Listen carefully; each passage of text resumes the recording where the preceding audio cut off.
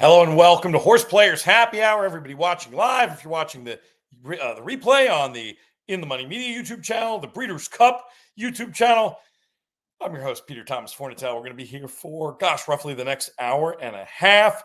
I'll tell you everything about what we are doing in the course of time, but we'll start off just by saying, hey, it's great to have folks with us and really looking forward to today's show. We're going to have racing from Del Mar and Saratoga. We're raising money for charity, specifically the Thoroughbred Aftercare Alliance, who do the important work of accrediting the various aftercare organizations, and also Therapeutic Horses of Saratoga, the place where Kim Weir, our founding charity partner, now works. It's a great place. I've had the opportunity of going down there and experiencing what it's like. They do equine assisted therapy, but they also just let you hang out with horses through their horseplay program, which is really, really cool. So it's getting late if you haven't signed up for the game already, but you do still have about a minute. You could hop in, you could play all the fours. No one will judge you.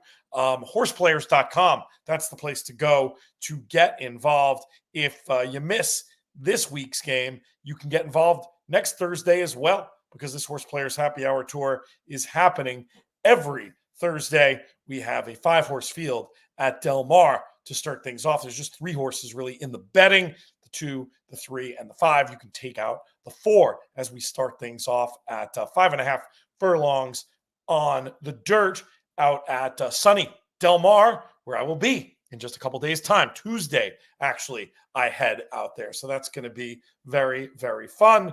Let's hear what Matt Miller has to say. May you win all your disqualifications. Dramatic turn of events in the last race. Always a bit odd to see the third best horse in the race get put up in the winner, but the right result, in his opinion. What didn't see it? I was at the track earlier today, and I realized 3 things. One thing I realized is that I'd forgotten my headphones for the 3rd consecutive week. Not good on me. The second thing was I'd forgotten my power cord for the 3rd consecutive week. Not good. I was maybe 6 to 5 to make it through the show. Not odds I want to take, drop out, and make potentially Frank and Matt, who I think will be on for the second hour. Frank Scatoni, that is, our Del Mar expert, do the work of hosting the show. Didn't want to make that happen. And then I also realized that since I'm going to this charity dinner tonight for the Belmont Child, the Backstretch Association, that if I left from the track, I would be a lot later than if I just left from home. So they have popped at Del Mar, and this lovely gray, the 2-runner, very silvery, dark silvery gray horse called It's a Factor, is trying to make the lead. There's an 8 to 5 favorite, Cardinal Spirit, up to that one's throat latch. Both jockeys pumping a little bit on the backstretch. 2's going better than the 5. That's It's a Factor. But Cardinal Spirit in pursuit, and maybe now picking up some momentum around the turn. Your even money favorite is called Terry's Service. This horse is under urging, but not really picking up, at least not yet. Heads are turned for home, and the lovely gray, It's a Factor, now putting about a length on Cardinal Spirit, and it's looking like a little bit of a conveyor belt here, folks, in the stretch.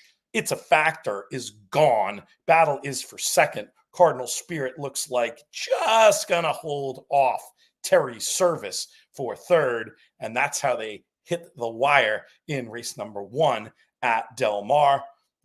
Dom, it's always funny to say, my mother's boyfriend, when you're talking about people who were in their 70s and 80s, Dom, who passed away last year, he would have had that one. He loved a bet on a lovely gray. It's a Factor getting the win. We'll give you some prices. Probably a good contest horse, 7. There's only 3 in the betting, right? And one's evens, one's 8 to 5. And then, 7 to 2 into the teeth of that, it's like bet just enough. Might make a little difference in this little 7-race contest we're doing over at horseplayers.com. So I have a feeling this one will be a popular one. We will very shortly get to our leaderboard once we have prices. Jonathon Kinchen, JK, going to be with us shortly. Chris Couples pointing out that Terry's Service, the 3-runner, missed the break there. That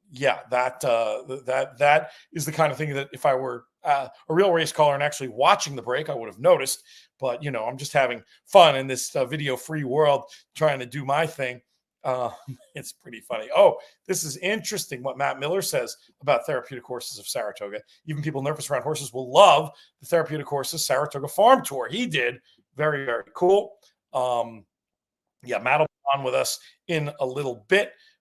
Here, we have a lot to do today. I mean, we've got so many great races to talk about. Let us know in the comments. We'll give you a shout out where you're watching from, which race on Saturday you're the most interested in. We're going to definitely have some fun talking about all the great stuff coming up, including plenty of Breeders' Cup Win-and-You're-In action. We've been having it throughout the week at York overseas, and we've got a lot of it at Saratoga this weekend and a little bit at Del Mar too.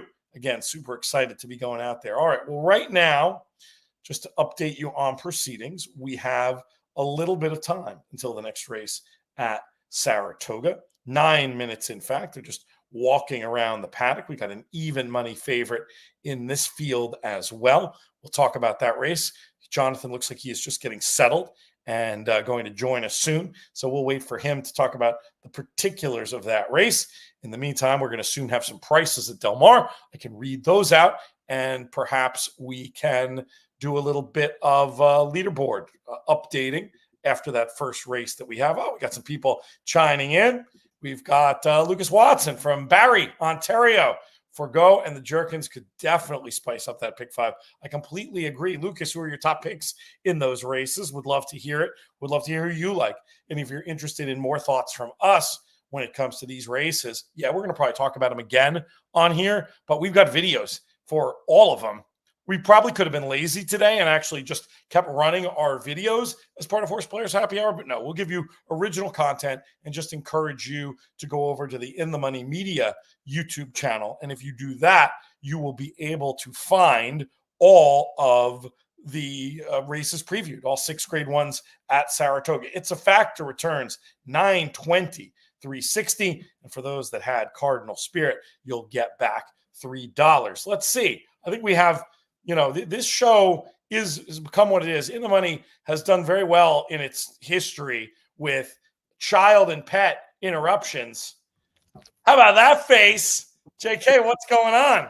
Oh, we're just hanging out. We got home. The Toners was happy to see us, so he came sprinting out here and just was refusing to just go lay back in his bed. He said, "Nope, I'm coming on to HorsePlayer Happy Hour," and that's. I heard you had a tough day at the track, Dad, and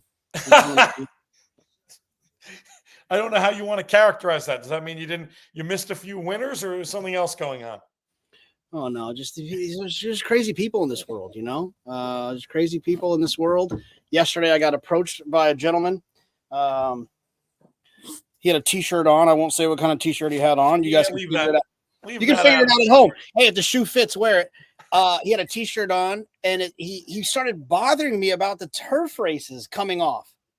And he started carrying on about, I've been coming here for 55 years and turf racing. I said, but I'm like walking a set. And I'm like, I don't know, man. I didn't take the races off. I like that he thinks you have that kind of power, though, that you could just be like, you could just go to Dave O'Rourke and be like, you know what? Next time it rains a bunch, let's leave him on. Let's see how that goes. You're like, yes, Mr. Kinchen, we'll take care of that right away. Yeah. So, so I'm doing the whole, try to walk away. You take a couple steps away from someone, they realize, oh, you have to go. Well, hold on. Let me tell you, I've been coming here for 55 years, probably older than you are. Yeah. Okay, guy. He's been going for 55 years. I'd say he's older than you are. And he's like, well, I don't. It's greed. It's greed. I said, they ran the stake. I said, yeah, because it was 1 mile and 5/8, and they took 3 turf sprints off. What do you? What? Well, I just wish. And he goes, I wish Major League Baseball, the movie Major League. Yes. The voodoo guy. Remember what he did when he was going to home plate? Jobu? Is that Jobu? Well, yeah, Jobu. This move. He said, I just wish you guys on TV would say something about it. And I said, sir, I don't know. You're an idiot. What do you want me to tell you? Did you ask him, were you up here last summer? When early in the meet they ran on some turf courses they maybe would have not done had they had it to do over again? Do you think that might have had something to do with it? And then he lived up to the t-shirt and hit me with you probably grew up in a fatherless household. Oh man. Which couldn't be further than the truth. My dad passed away, as many of our followers and friends know. My dad passed away 3 years ago. So yeah, he kind of got me a little fired up with that stupid comment. But here's the best part. So I probably told him, how many profanities did you use after that one? Because I wouldn't blame you if it was a lot. Yeah, I popped him with a couple. It's a racetrack. You can say those words at the racetrack. But here's the funny part about it. This guy went to the TV trucks that are out in the parking lot by the jockey's parking lot, knocked on the TV truck today to tell on me today, which everyone had already known what happened, so they laughed at him. And then I get off air. My wife calls me. She goes, "You're not going to believe that guy just cornered Dave O'Rourke and is trying to tell Dave on you." So I get over there, and he's trying to tell on me to Dave, and it was funny, and we all laughed about it, and he's an idiot, and I hope he never wins any more of his photos. That's a curse. That's quite a curse. Oh, Pete got kicked. He kicked himself out. This guy, Pete, huh? What's he going to do? What's the over-under on how long it takes him to get back? He's back. Hit the wrong button. I hit the wrong button. I'm sorry. I was trying to. No, it's okay. So then, So then there was Sean Borman, Breeders' Cup Betting Challenge champion. Sean Borman. He likes it when you say record setting. Record setting. Came over to hang out. So we were standing in our little spot where Jovi and his parents always stand, and we're hanging out. And they were out today, boy. Just the people coming by. Some guy comes by and he's like, "Hey, I'm gonna bust your balls for a second." Okay, what's up, man? You ever gonna pick anything but chalk? Oh my God! So this is right after I just got dealt with the T-shirt guy. So then I got this guy, and I said, "Sir, you let me know the amount of money you would like to play for, and head and we'll do it." Oh, you don't got to take it personal. Buddy, you said you're busting balls. I'm busting balls back. Why are you bothering me? It's wild out there. It is wild out there. Have you seen Marshall Graham today? I heard he's not well.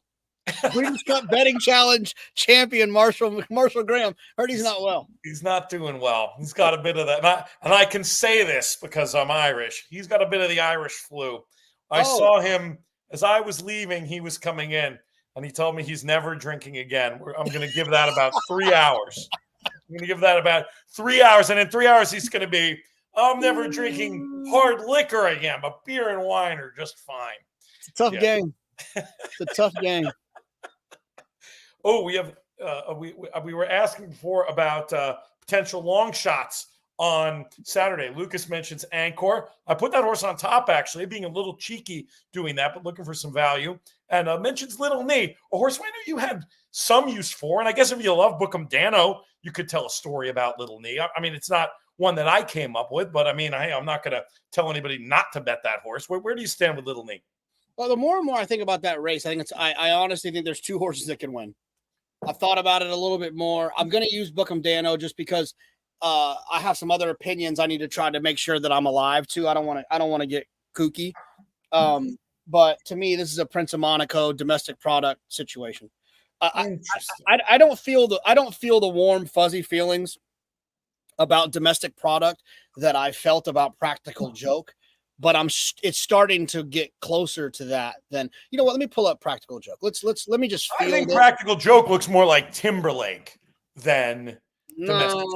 We only have a minute at Saratoga, by the way. Do your quick cap and give. Is this the race where the three, the Asmussen horse, the three runner is 4 to 5.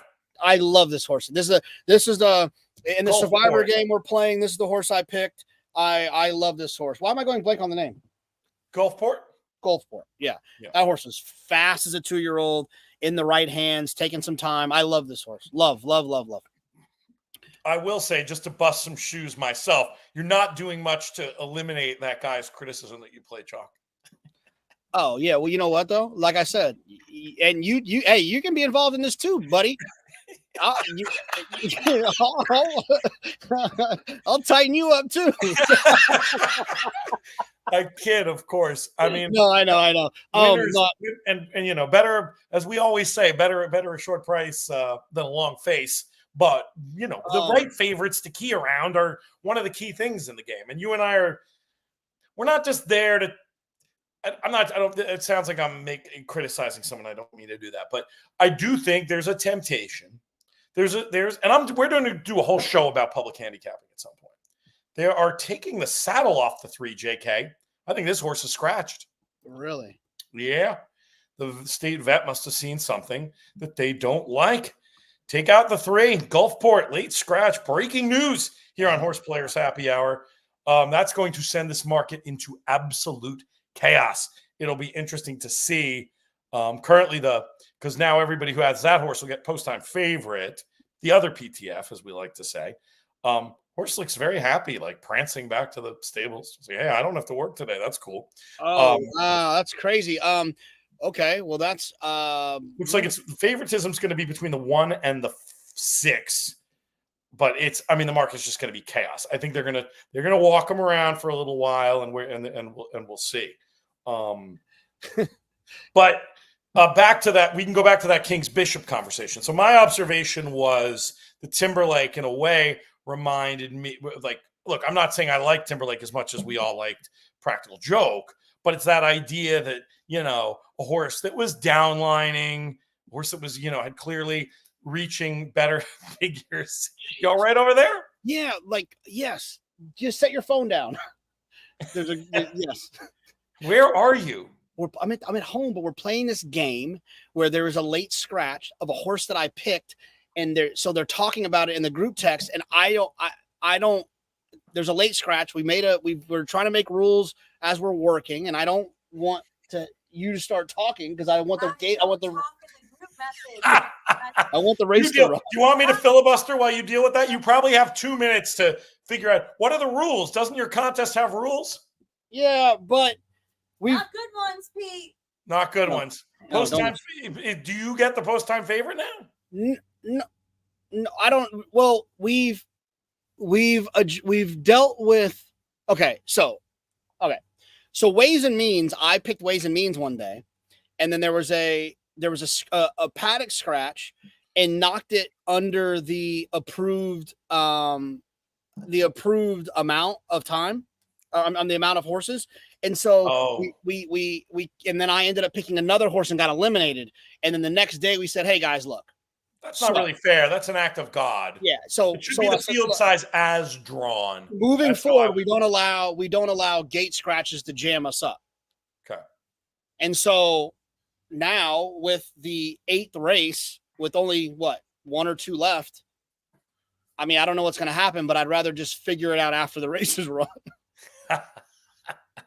If you can figure it out in your group text, I can filibuster. No, I don't need to figure it out. I want the race to run. Well, they're starting to load now. Rob Capalbo had a friend visit from Vermont, brought some Hetty Topper, one of the most famous beers in the world. It's showing well. Good juicy East Coast IPA stuff. This one is probably, should check the date on the bottle. It's not like it's freshest, but it's still showing well. Still good stuff. All right, jocks are climbing aboard. Rob is excited to see the Hetty. No surprise. Robert, if you're in town, feel free to bring us some more delicious beer. You've been doing that very well all summer. We'll trade seats for beer. We've established the trading paradigm. Somebody's not wanting to go in the gate. There's a jock off. Oh no, they're just waiting. This is fine. The 4 riders climbing back aboard. Number 4, Little Vic. At this point, definitely chaotic stuff for JK's little contest, for the HorsePlayers Happy Hour contest. 6, a lovely gray named Gunnet. We know Gunnet getting in there. And then the 7, Running Son of a Gun. All right, looks like they're loaded here at Saratoga. The gates pop. It looked like a fine break for all. The 1 Disco Ball being asked for all manner of speed and taking a second. And then responding, Little Vic up into second place. Really a lot of very active hands on the jockeys here. But Disco Ball, the 8-5 favorite, now has definitely secured that position as they're going into the turn.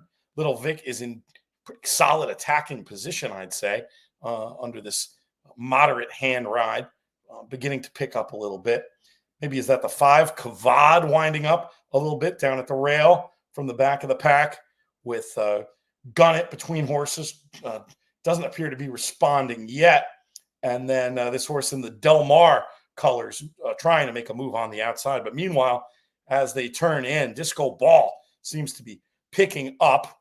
Kavad was that one trying to make a run down the rail, now in the 2-path looking to attack. But Disco Ball appears to be finding as they pass the 8th pole, and not a whole lot here in terms of dangers. Looks like this one's going to come Disco Ball, Kavad, and then Little Vic managing no better than 3rd in the 8th race at Saratoga. So during the race, were you able to figure out what the heck was going on in your contest? If you got the favorite, you did well.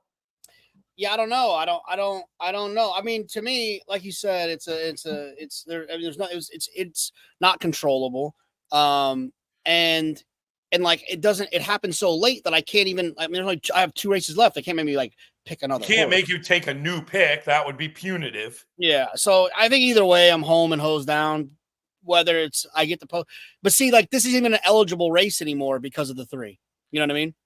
Right. It's gonna have 6 horses. So I think I can't think of a better situation than you get the post-time favorite in that race, because it's too good of a result for you. Oh, you just get to go through.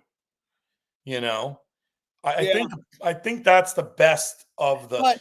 But I think that it's an okay outcome, Pete, because it's not like I could ever predict that I'm going to gate scratch. True. There's no unfair advantage to it. Yeah, so it's like I think it's just you just if you want to look, if you want to wake up in the morning and start to predict which horse is in a gate scratch, then God bless you. Regular scratch, there could be some easy strategy there, even taking MTOs out of it. But yeah, gate scratch, very, very tricky. All right, we got 13 minutes to the next race 2 at Del Mar. We'll have some Saratoga prices here in a moment. And this time we will do the leaderboard. We'll get back to that King's Bishop conversation if you want to do any digging. Yeah. So here's the thing is I didn't even know. I just remember practical. Okay, so here's my practical joke story. Is that and Pete, you'll remember one of those one of our big scores together. We played together at the biggest score I've ever had. What was at that? The secret spot. Yeah, we at the secret spot, and we were up there at the secret spot, and at Saratoga. That's no longer the secret spot anymore. It's the Surfside Lounge or whatever. Don't get me started. But we had this. We're in the spot, and we played a pick together with ourselves and a couple of people, and you and I took bigger chunks, and then the people that were just hanging out, we let them get involved, and we played the pick 6, and I ice cold single practical joke, like did not use another horse, and then we also, I think it was also Lady Eli was that day. Yes, Lady Eli was the pay leg. Yeah. That's why that picture hangs here in such prominence in the Little House of the East Side. I bought a bunch of us who were involved in that. I went the next day and bought the Lady Eli photos and gave them to, I think to you, to Doogie. I think I gave Pipes one and he left it on his seat. I don't know what to tell you. Yeah, well, Pipes he's a hard nut to crack. So the thing about practical joke is looking back at his past performances, I remember that, he won the Champagne, which obviously domestic product didn't do anything to that level. And then he continued to kind of range and hang in the Fountain of Youth and the Bluegrass.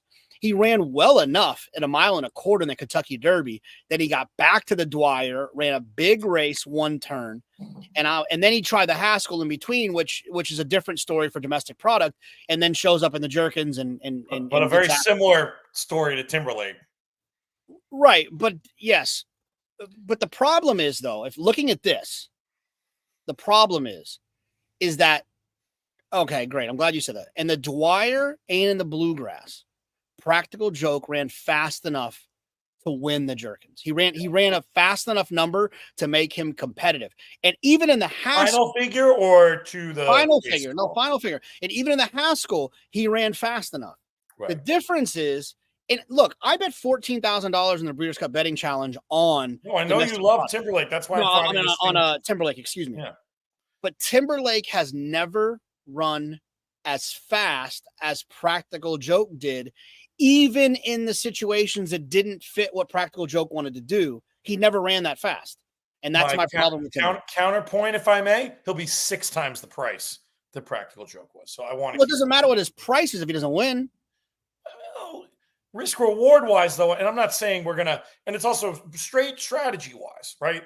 Practical Joke, I agree, was a stone cold single. What was he, even 6-5? Practical Joke? Yeah, was he a better price than that? 2-1. Nice. So it won't be 6 times the price then. I'm wrong about that. 3 times the price, I'm gonna guess. But I'm saying this is just a horse to use in spread. I mean, it's a horse to use. It's not the same thing. I'm not saying, oh my God, it's just like that. But he just has that, a little bit of that vibe of a horse that's going to get even better, even though he hasn't run fast enough. And because he hasn't run fast enough, I think he'll be a backable, more than a backable price. I don't have a problem. I mean, he's just not an A horse. That's all. Yeah, I get it. I mean, he is for me. He isn't for you. It's silly to argue this much about a horse we're both using, I suppose, but it's kind of fun, the thought process. All right, Disco Ball, 550, 360, Kavad, 440, and that brings us to a leaderboard update. Actually, I think I remember how to do this now. It's without the videos, I'm being a bit of a miser. I feel like I really don't need, when we're not doing videos and throwing to old tape and stuff. I mean, well, quite frankly, I don't want to pay a producer, but then I have to do it myself. And so you get little things like this, little hiccups like this, where it takes me a second to get my behind wired on straight. But now we have it. Matthew McJunkin, a name we've been seeing a lot of, is among those people who've gone runner so far with the 2190. Hector Huertas, Philip Fairbanks, Michael Cavana, who's been a final tableist for us and a guy I really enjoy speaking to, GT Nixon, Chris Littlemore, a handicapping champion, Eclipse Award winner, Michael Sussman, and we'll do a few more because what do we get? 174? So I'll go down about to 17 here then. John Hayes, double barrel, doing that thing where he's trying to really rock and roll with exactly the same entries. That makes a lot of sense in this contest if you're trying to win the tour aspect of it, where your top 8 scores count, but you could get 3 of them in a week. So that's what's going on there. Christopher Olson with a lot of commonality and a couple of different things. Chris Olson, who I interviewed out in Vegas years ago, his 3 entries all with 1720. And yeah, we'll leave it there for now. We'll get to some more players later, but that's where we're starting off in this Horse Player Happy Hour. I was mentioning before, JK, that I'm going to be going to the BCCA dinner tonight. You said you're stopping by. Are you in an official capacity, or what are you doing over there? Well, I think so. Joe Vanina's on like I think the advisory board. I don't I'm not sure exactly what she got going on, but we had a prior thing, so we're going to go to the thing before. We're going to go to the cocktail thing. But we're not going to go to the dinner because we have this other thing we have to do. So gotcha, which you can't tell us about clearly, or you would have. So I won't pry. But I'll see you there. It's not prying. It's just like it's not that. It's just like it's not. I can. I don't want you to say and then have that guy come and stalk you there and tell the maitre d' to throw you out. Oh, I would prefer him find me in the street.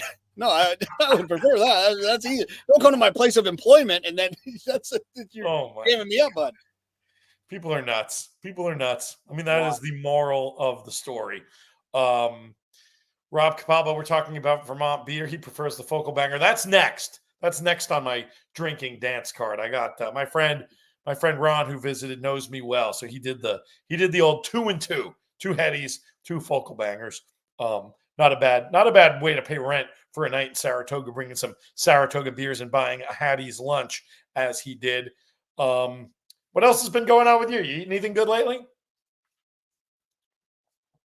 Actually, Pete, we went to the city. We went to the city for Dark Days, and I had an amazing meal and a horrible meal. I'll give you the horrible one first. We went to Seaport to see some friends, like down by Wall Street. South Street Seaport down there, yeah. We went to a place called Wife, you in here? It's hit or miss down there. Oh, I can't remember the name of the place, which is probably good because I don't want to bury him. It was horrible. We don't need to bury him too bad. No, it was so bad though. Like I got there and I started to kind of feel the vibes. It wasn't going to be good, so I said, you know what? I'm just going to get the smash burger because that's going to be safe. Hard. And at least I'll eat all the French fries. eat ice cream when I get home. I'll be fine. Yeah. The burger was this thick as a smash burger. And the bun was fluffy and like it was horrible. That's not what a smash burger is. Yeah, they did not understand the assignment. The night before, though, one of the best meals we've had in the city, a newer restaurant called Massara. I've heard of it. It's Italian, Campania region. So like where Giovannina's family and their restaurant, like Campania. So, and it was, I mean, spectacular. Now, nobody really cares what you think. What did Giovannina think? She said it was the best meal she's had in a very long time. That's awesome. So that's spectacular. That's so good. Yeah, it was just us two, and we just, we were, I'm sure they thought we were a table of 5, but there was only 2 of us. You went through the menu, in other words. Oh, we got after it. Yeah, we got. It was so good, so good. Were some of the did anything stand out? And then we should talk about this. Where is she at when you need her? We got a Wagyu steak situation as the entree. Beautiful. We had appetizer. I mean, we had 3 pastas. We got a lobster and stracciatella like stuffed pasta thing. They sent one out, which I can't remember what it was. They sent out, and then we got I'll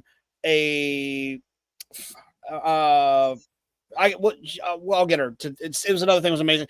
And then we had octopus as an appetizer. They have little pizzettes, like little small pizzas. So we had a pizzette, like a margarita pizzette. We had the Som hooked us up with this Campania region wine. We told him we got married in the Campania region, so he hooked us up with this red that was nice. It was it was. Sounds pretty special. I forgot a lot of things too, but I bet my brother knows it, who works in the Italian wine biz. I'll ask him about it and perhaps get it on the list for sooner rather than later. This is the time in the meet here, JK, where you got to start picking specific things to look forward to coming up. I mean, work-wise, where it's such a dead run to the Breeders' Cup, that's nice and distracting, but you need to find some other things that make you not too sad about not being at Saratoga or Del Mar. You agree with that? Oh, of course. Yeah. I mean, like for the last 2 years. So 2 years ago, the day after the meet was over, we went to Greece to go to my friend Ty's wedding. Like literally the next day, like the Tuesday, went to Greece. That's nice and distracting. Go to Ty's wedding, and then also to go look at the place we were going to get married at the next year in Italy. So we went to Mykonos, to Amalfi, and then last year I can hear Robin Leach narrating your life, JK. Last year we didn't do a honeymoon right after the wedding in May because we had to get back for the Belmont Stakes. We did our honeymoon right after the meet, and so we went to Capri.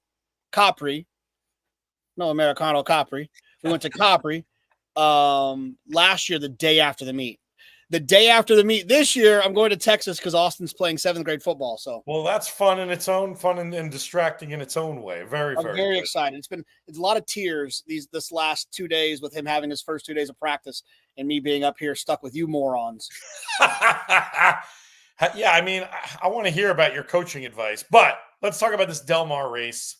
We have 2 minutes to post for this 5 furlong on the turf affair. The sort of moto pick for my quick cap. It's actually a decent price. What race is it? Race 2 at Del Mar. I mean, this Harry's on the fly. Looks like he's going to get a great trip. It's almost suspicious to me that this horse is 5-1, though. Shouldn't this horse be a little bit shorter? Very curious. Tiger Hones. The 3 in? The 3's running. Silioso is there. You're telling me you're going to pick a closer in a turf sprint? That horse is a closer? Silioso? Yeah, but no. I'm 100% taking the 3. Okay. What's the price? Tell me, you don't think that? I mean, looking through that horse's lines, you wouldn't call it a closer? Yeah, I mean a little bit closer-ish, but the figure is a little that synthetic figure is a standout. Yeah, I hear that. I'm a figure guy first. Mm-hmm. So Greg Wolf today, Pete, while we're on air, he hits me with the I don't trust buyers.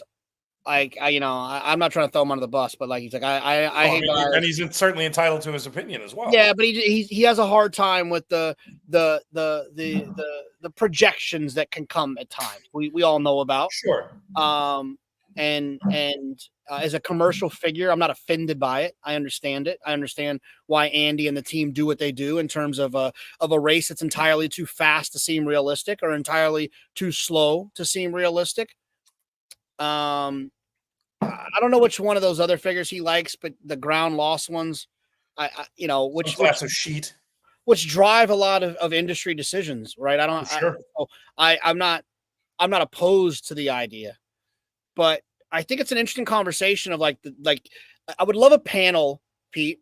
Future show idea. Yeah, of the 4 big figure makers, right? Craig Milkowski, Andy Beyer, was Randy? What's his name? You thinking of Len Friedman, or you thinking I don't know, Jerry Brown? Jerry Brown, yeah. Have all of them kind of, ask them to explain why, like have a panel that's almost like a debate of like, why is your number the best? It's funny you should mention this. Back in the day, at what we used to jokingly call the degenerate symposiums in Las Vegas, I can throw somebody under the bus here, but I'm not going to do it.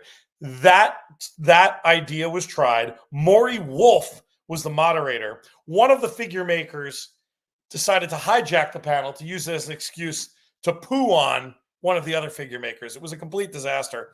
Maury did the best he could, but it's a great idea. And maybe with the casts having changed over the years, and also if it wasn't live, if it's me on a podcast, I can just say, dude, get back on topic. We don't want to hear why you don't like X and da.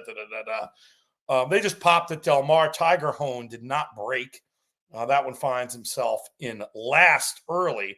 The 2, Please Focus, a big long shot, did break, as did Cane Creek Road, who nearly broke through the gate before the race. That was odd. My 8, Harry's On the Fly, is in a nice spot, stalking third. No cover, but that doesn't necessarily matter in a turf sprint. Then there's a little red feather horse called, is it Rexford, down there at the rail in 4th. And in 5th is a big long shot, the 7, Standing O, as they hit the turn. Please Focus. This big long shot still in the lead. You had some running commentary here, JK? Yeah, I got a shot the quick cap run last, I think. No, I'm okay. I'm not going to embarrass myself. The 5 is making some serious headway. That's this Cane Creek Road. But the 4, it's a big split. I hit the board. Unbelievable. Tiger Hone wins. And did Please Focus hold second? I wasn't looking. I was watching your horse. What did you catch? Who was second? Oh no, Pete. I was selfishly focused on the 3 horse, at least hitting the board. You didn't want to be last. You've been pretty hot with these quick caps so far. But yeah, Tiger Hone got left. I mean, you want to talk about a closer. This horse got left, and really a very good, it's hard when you get left. What do, right? It was Please Focus, big long shot, 10-1 shot, finishing second. Do you try to rush up, or do you be patient and just try to make your way through the race? Well, that's what Rispoli did, and he fired a big shot in the lane to get up there in the second race at Del Mar. So we'll get some prices for you and some a new leaderboard soon in this one. But yeah, that was an impressive run, and your horse did went on very well to be third. I agree. Looked in deep water turning in. Those sharp. Yeah, but you know what though, Pete? To your point that you tried to save me from myself. It's why I don't like closers and turf sprints. Right. That's what happens. Like I'm not even questioning the fact that he might have been the best animal, but that's just like that's what happens. You know what I mean? Yeah, it's very hard to come from that far back. And Please Focus, who was one of the slower horses in the race with that forward trip, still manages second. So let's get into this focal banger and see how this one's showing. And yeah, then again, we'll get prices in a minute. Which race are you most looking forward to of the weekend? It's got to be the Travers this year, right? Yeah, I'm excited about the Travers. I think it's going to be a lot of fun. Here's how I judge excitement of races. To me, when they get in the gate, I am going to have the most butterflies in my stomach for that race. Yeah. And there's so much at stake. I talked about it on the show today, Pete. Like it's a fun conversation for us here. Let's play what if. Watch this. All right, let's play what if. Hold on, let me get to Saturday. So I can do this in my sleep now that I've talked about it 17 times. Yeah, I don't even think you need the PPs. But no, I don't need the PPs. I just need the number of. Okay, gotcha. So let's go Torpedo Anna first. Okay, if she wins the Travers, in my opinion, foregone conclusion, she is horse of the year. Yeah. I don't care what happens in the classic, and no offense to our friends at the Breeders' Cup, because she'll win if she wins this race, she's gonna win the distaff too, right? But even if she doesn't win the distaff, if she wins this race, she's horse of the year. Agree or disagree? Take something crazy and unexpected. Well, give me the crazy. All right, let's see. Let's see what has to happen. I mean, it would have to be something that happened from now on in, right? Because it ain't going to be an older horse. Yeah, I mean, it's hard to see scenarios. If a 3-year-old male is a good second, wins another grade 1, and wins the classic, you'd have a debate at least. Okay, so let me and Torpedo Anna loses the distaff. You know what I mean? It could be like a monkey wrench, and people forget stuff real fast in the world, as you know. So I have 2 scenarios that I still don't think beat her if she wins this race. Okay, for horse of the year. If Arthur's Ride wins the grade 1, the Jockey Club Gold Cup, and wins the classic, I still don't think he beats a Torpedo Anna that wins the Travers. Do you agree or disagree? I think it's tough if she then were to bomb. I think she'd lock it up with a distaff win. But I think, there's something. I won't want to say she'd get votes even if she loses. A good second in the distaff, I think she'd still get votes because I think she becomes a national. I'd like to think she becomes a national story at that point. And you know how it is. We saw the sympathy wins for. Well, I guess the most famous sympathy win in Eclipse Award history is Zenyatta, right? I mean, Blaine beats her right in the racetrack, and they give it to Zenyatta. Take it easy, sir. I have been assaulted. I've been assaulted enough today. Let me see your shirt. Let me see your shirt. What do you got? I just got some pretty flowers and such. Okay. All right. All right. How about this? Okay. Sierra Leone. To me, Sierra Leone wins this race. I think he snatches 3-year-old champion from Dornick, no matter what happens moving forward. No matter what? No, I didn't say no matter what. I said if he wins this race, because he'll have 2 grade 1s, right? He'll have the Bluegrass and he'll have the Travers.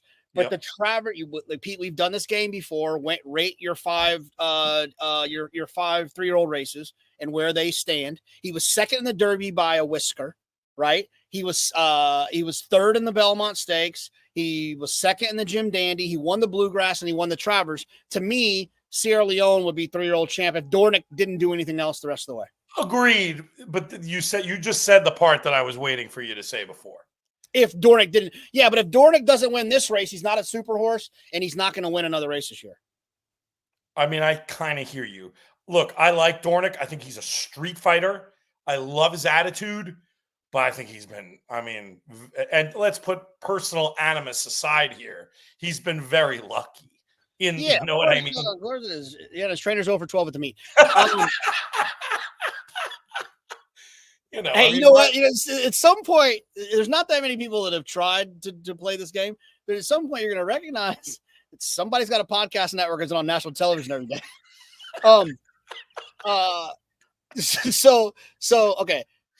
Okay, let's go to fierceness. Okay. I said it on our podcast, and you got to check out our YouTube video. I'm going to share this with everyone, even though you should go to the YouTube video. I believe that fierceness is being rushed back a little bit because he's fine. I don't think he's anything wrong. I just don't think he's going to give his best performance. I think that they're going to take a page from Baffert after this race when he runs 2nd or 3rd. They're going to take a page from Baffert when it comes to what he did with Arrogate and with American Pharaoh, and they are going to run him in the Classic, and I will bet him in the Classic. I get it. I absolutely get it.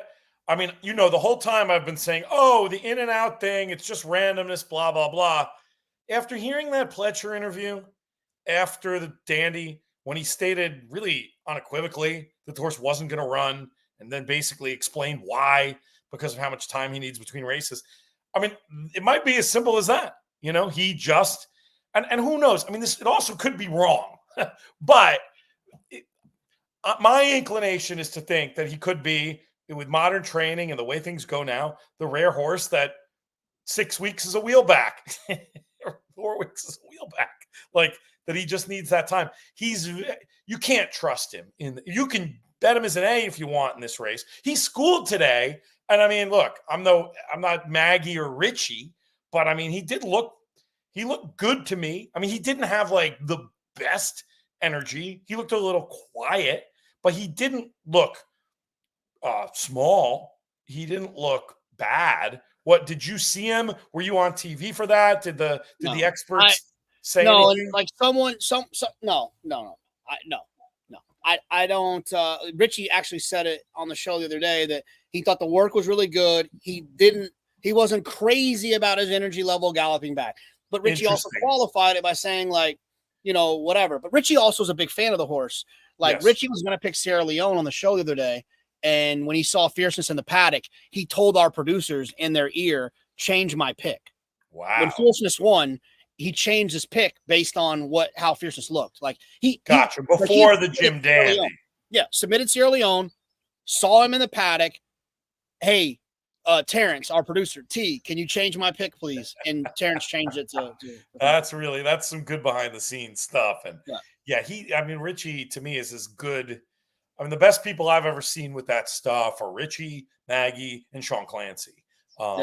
Just gifted at being able to connect with what's going on that level. Ooh, we have a King's Plate question, which is kind of fun. Oh, I haven't looked. I'll pull it up. Let me pull it up. Quick cap. I want your quick cap. Interestingly, Richard, I'm not going to even say it because while you're studying, but I agree with you, Richard. I think that horse that you mentioned has a good chance in the race. That's who I picked on top.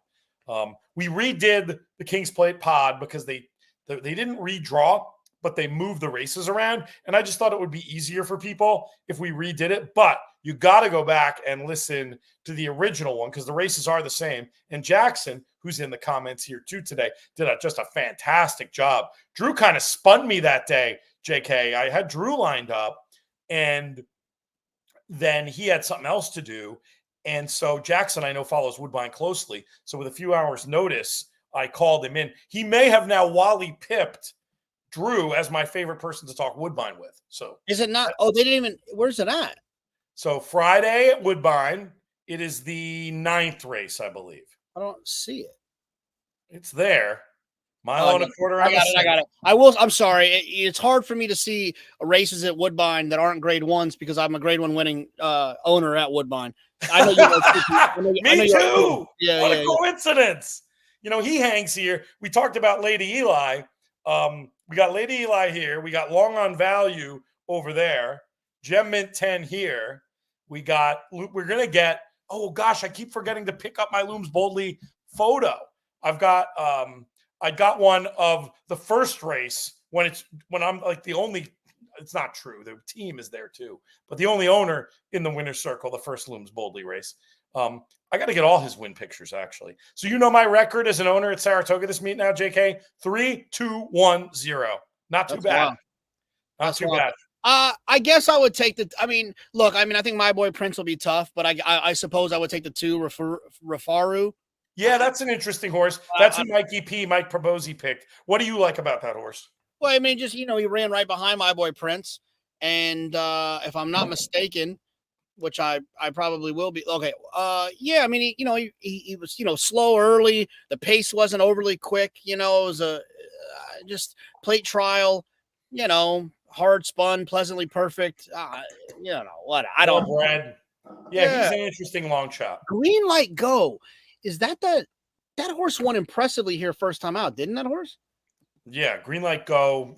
Look it up real quick. Oh, it's post time for the 9th at Saratoga, by the way. All right, so I want to tell everyone. Let me fill everyone. Green Light Go. Yeah, that was a Jerkins horse that won. Yeah. That won first out here. Ran well in the Champagne, and then ended up. Yeah, okay, yeah. Green Light Go. That's a Stronach pedigree. Apparently they sent me the rules. Rule C says if your horse is scratched and you don't replace it, you will receive the favorite in the race you picked. But good. Gate scratch was not what I meant by that rule. So everyone is telling me that I'm safe. But just to spice it up, I said I'll take the 3 here just so that I feel good about my victory. Really? This is a flex, JK. You know, putting your tournament life on the line. I thought this race was 310 only. Okay. Only 310. Now we have something exciting to talk about. Do you want to call this one since you got skin? Absolutely not. Well, I'm looking at the names so I don't have to say numbers. Frank Miramati basically told me it's a sin to say numbers, so I'm not going to do that. I'm really going to try. I mean, I may do a little bit of both because, I'm not a race caller, but we'll see. But yeah, you can just talk. I'm going to be talking. I'll try to leave some space for you to jump in whenever you want to, or you can just talk over me. I'm not going to be offended. So you like the 3. Can't fool me. I like the flex. It's impressive. And tournament life on the line here with this Horacio De Paz runner with Ricardo Santana Jr. there. Before they break, what's smart casual? What's that dress code? Khakis and a collared shirt is smart. Well, I think if you're wearing khakis anywhere, that's not very smart. So I can't agree with that. Not jeans, probably not jeans. Okay, you didn't break great. The 5 did break great. That's Spooky Lady who'll go to the lead. The 10 outside. I'm just kidding. Chasing. Yeah, I'm a little worried about you here, JK. What are you thinking? Well, a couple of guys, which I won't say who they are, but it's funny who they are. They ran 5th today. And they shouldn't have run 5th. Anyways, they ran 5th. And so I really just have to I can run 4th and still be in off the goalpost. Okay, well, you are picking up a little bit down at the rail. Meanwhile, on the front end, Spooky Lady out there, the fractions look slow, 25 for that quarter. The 10 runner, I'm just kidding, in a good position. Second, the 1 making a move up the wood. That horse is called Burnt Again. There's some covered horses on the outside. They just ran behind a bush. How do people do this, JK? It's totally crazy. Your runner can't fool me in an absolutely decent place, if good enough to make a run, at least on into the money. It hasn't been an easy trip so far, but not hopelessly out of it. They're running around the turn. Spooky Lady's still in front with I'm Just Kidding, chasing still in second. That's the way it's been throughout. The 1 Burn Again now under the pump. Your horse is starting to pick up maybe down there at the rail. The 9 Solib coming down the center, making a run. You're even wider, widest of all. Looks like you're going to pick up and hit the board, if not more. I'm home and hose down, baby. There's a horse slipping through at the rail. How are you? Weirdly, that's that Burn Again, but it doesn't matter because can't fool me. You can't fool Jonathon Kinchen. He gets the job done here. His survivor horse wins by 4. Burn Again, who I thought was in deep, deep water, actually ends up sticking on for second. And that's significant for the contest because that horse is 21-1. So we'll have to check here. But that was good. You were mucho the best, though, there, my friend. Now, you need to. I mean, what are you? Well, I gotta go get smart casual before I gotta go to this thing. Well, you already look like you're smart casual, though. I'm not wearing khakis. I'm wearing black jeans and a shirt. And if they don't like it, then you can probably get away with it. If you had something if you had more like sporty type pants than jeans. Some people in dress codes like really weird about jeans, but I basically think smart casual is not a t-shirt and shorts. That's, I think, basically what it is. Yes. And like, I mean, look, I sit next to grown men on TV all the time that have suits on and I'm dressed like I'm going to the beach. So like, I'm kind of in off the goalpost, right? Yes, it is kind of your brand. Though I tell you, you look pretty good. You cut a fine figure in the suit when you have to do the big fox. Joe Vanina got me for Father's Day. Joe Vanina and Austin got me a custom suit that I got like fully tailored, like the whole thing. I'm hitting them with that on Saturday. So that's awesome. What color is it? Guess it's Breeders' Cut purple, baby. Ooh, I like it. That's client service there, my friend. Love it. Great stuff, JK. Always a pleasure. We'll be talking soon. See you. How fun was that? We pick up our sort of oldest school vibes on this show because we used to do, I think, before. It's wonderful having a lot of clients and doing a lot of this stuff, but we we sometimes have a lot of stuff we need to cover where we don't have as much time for nonsense. And we have turned this show, our live racing show, more, I mean, I think we're giving good information, don't get me wrong, but it's basically a festival of nonsense. And I love that. I mean, I think it recaptures something. And gosh, I don't know if anybody out here is hardcore enough to remember, and we'll never do this again, but the couple of In the Money, it wasn't even In the Money. I think it must have been in DRF days. We did a couple of I think we just called them Podcasts After Dark that was on, gosh, I don't even remember the name. It was a short-lived streaming service that would stream right to your social. And we did a couple of them from the dungeon at Santa Anita. And if any of that footage were to see the light of day today, we took it down pretty quickly. I think Jonathan still has it. If any of it were to see the light of day today, you'd never see Jonathan on Fox again. Let's put it that way.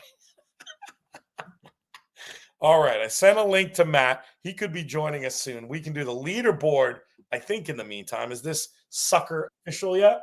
No, it's not quite official. We'll bring in our next guest, though, while we talk about it. I'm not sure which guest it is. It is Matt Miller wearing his dress hoodie. That's smart casual. What is smart? If you were told to show up at an event in smart casual, Matt, what would that mean to you?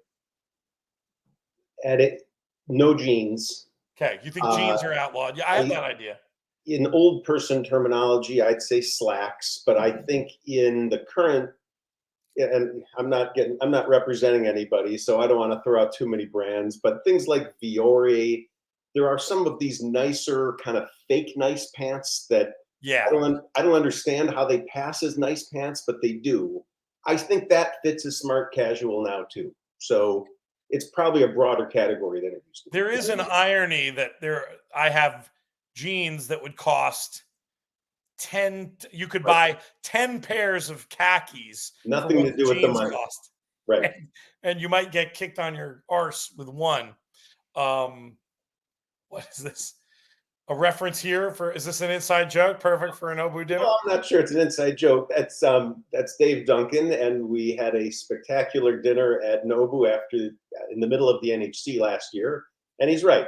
That's actually the exact pair of pants I did wear. So that's very funny. There you go. I figured it was something like that. Boy, I don't. Yeah,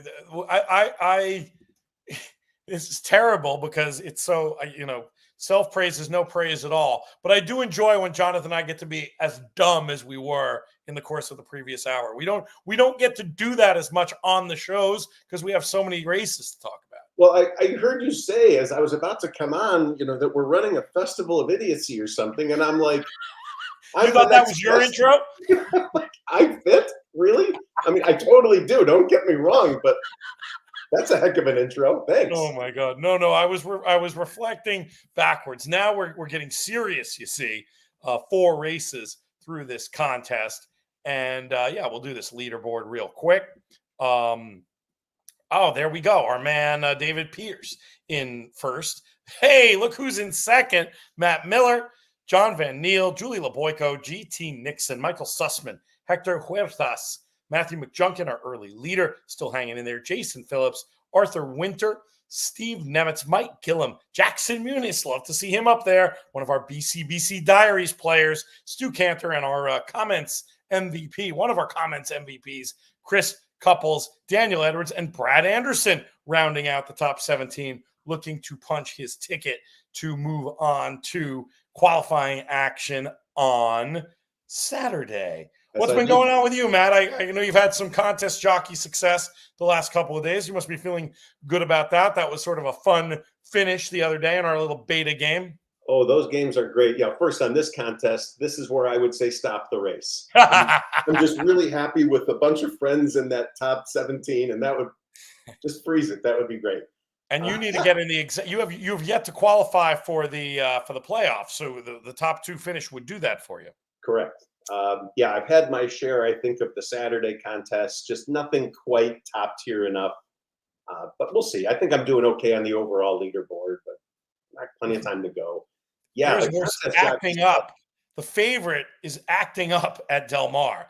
The 6 runner does not look happy about having that bit in the mouth That is a story to watch as they go to the gate to see if Canada Gate can settle down. This horse just missed winning the maiden by 3/4 of a length last time. Beautiful pedigree on this Juddmonte homebred. Interesting, Juddmonte sending one to Baffert. Well, not that. I mean, it's happened before, Arrogate, but interesting to see this Canada Gate acting a bit of a fool out there on the track. Was he? So we'll see what happens with that. 8-5 favorite as it stands now. Do you look at that stuff at all, Matt? If a horse starts acting crazy, breaks through the gate, will you make last minute changes?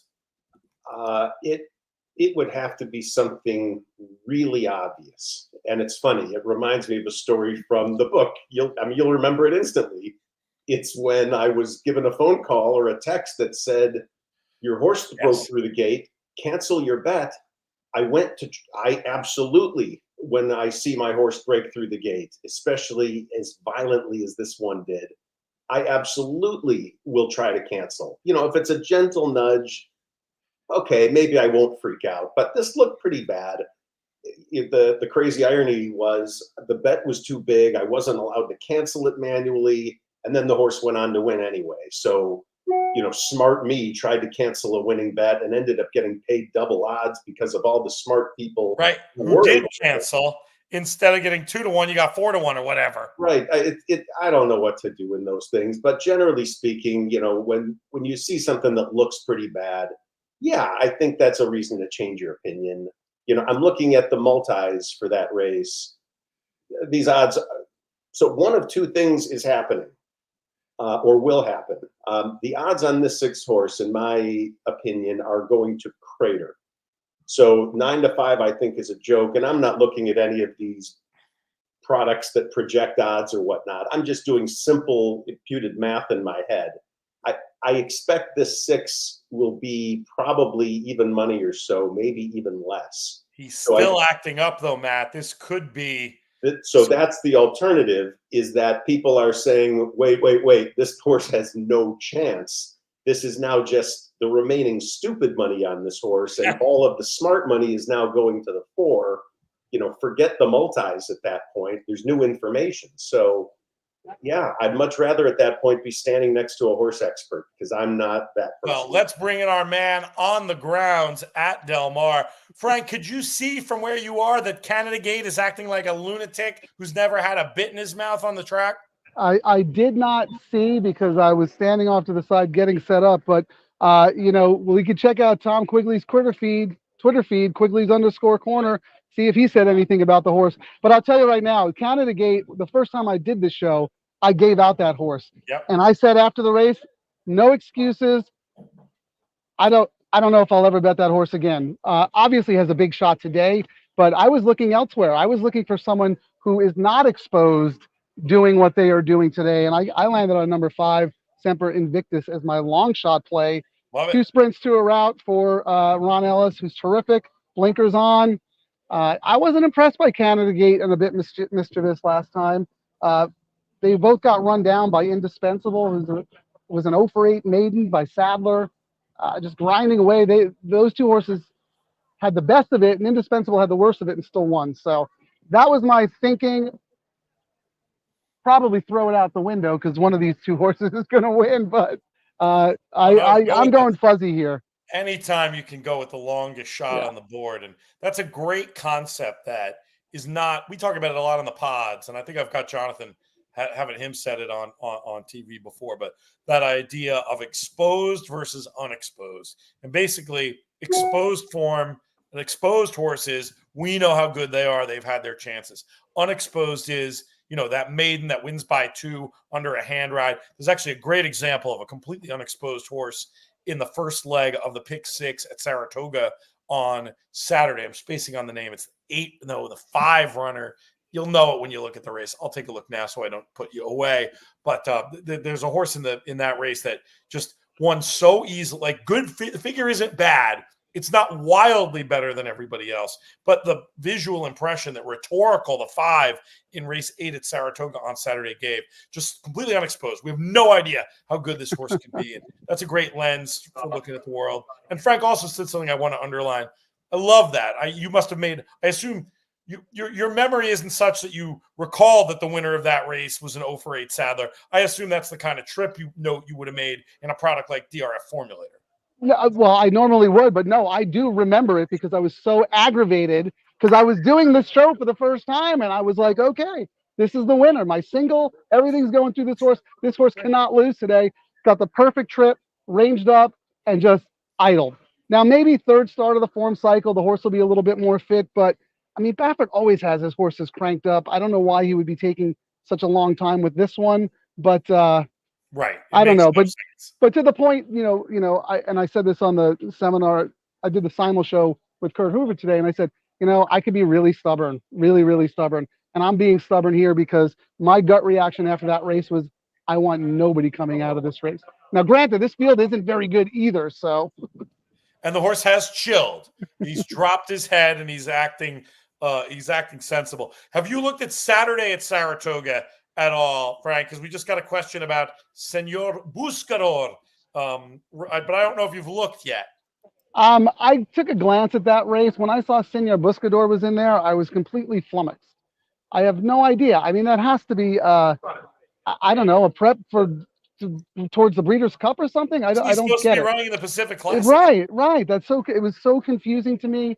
I'll grab the press box notes, at some point today and see what the quotes are on that horse. But I just thought it was very confusing to pick that spot. I would be anti on principle. Yeah. The horse is doing well. You're supposed to be running for the race that matters. Exactly. I thought the two O'Neill horses, I mean, of course, the Chosen Brawn, but Happy Jack I thought was a little interesting, and I'm spacing on the name. But there was another, O'Neill had a speed horse who was coming from the Kentucky, who I thought had a little bit of a shot. All right, they're about to go off. Okay, I'll talk us through this race. Yeah. I shouldn't have said the race that matters. I mean, that is a very important race. It's just weird for a horse that's supposed to be a router. Okay, they're off, and a bit mischievous has made the lead. Canada Gate out wide going into that first turn, probably in about third position here at 2-1. A little bit mischievous, seizing a clear advantage. Jockey Cedillo has a double handful as Canada Gate now slides into a good attacking position under Hernandez. Third place is Concord Bridge.